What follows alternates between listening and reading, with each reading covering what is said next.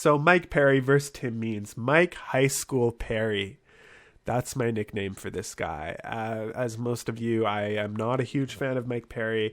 I don't think he's a good guy. I don't think he should even be in the UFC. And I'm being completely honest, if I was Dana White, Mike Perry would not be in the UFC. People who are in the spotlight and who are white saying the N-word and punching old men and starting just havoc don't belong in the UFC.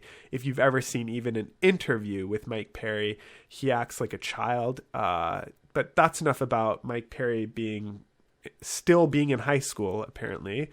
We're going to get into this fight. Tim Means, on the other hand, Tim Dirty Bird Means. This guy, well, maybe not fresh out of prison, but he's been around the block. And it's funny because these two couldn't contrast, but also complement each other as much as they do. Mike Perry grew up like living a luxurious lifestyle and acts hardcore. Tim Means did not grow up in that lifestyle, went to jail and acts hardcore. Both of these guys could brawl. Mike Perry can give a punch. Tim can kind of take a punch.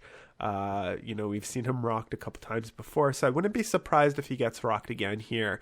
I'm not a fan of Mike Perry. I don't want to bet Mike Perry. My problem with Tim is his chin and Mike Perry's power. The downside to Perry right now is apparently he didn't bring any coaching staff again. This worked out against Mickey Gall, but that's Mickey Gall. It's one thing to not have your coaching staff when you're fighting Mickey Gall, but when you're fighting somebody like Tim Means, does it make a lot of sense? Maybe it does money-wise. His accountant is probably really happy with it. But then you got to think, okay, Mike Perry, he doesn't have the coaching staff, but he does have one thing, a baby on the way. What do we know about fighters who have babies on the way? We know they work extra hard, and we know they got a lot of passion. Now, this might be different with Mike Perry. He might not even give a shit. But we saw it happen with Cowboy, right? He had his first kid, and what happened? He went on a bit of a win streak, right?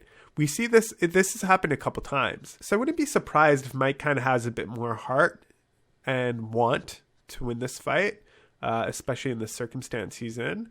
But beyond just having a kid, what do we know about Tim? Well, we know he took this fight on short notice. It's not necessarily a good thing. I mean, Mike has done him a favor by not bringing coaching staff.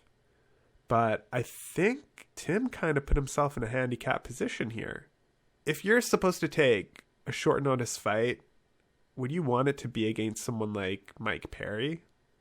I mean, I would want some time to sort of figure that guy out. Now, hopefully, Tim has been training this whole time for a fight in general. But we don't know if that's the case. We really don't. This is a tough call because Mike is powerful, but both guys are tough. I think that Tim could try to use his length, and if he could try to use that reach and keep Mike at a distance, Mike's kind of got more stocky build and shorter arms by the looks of it.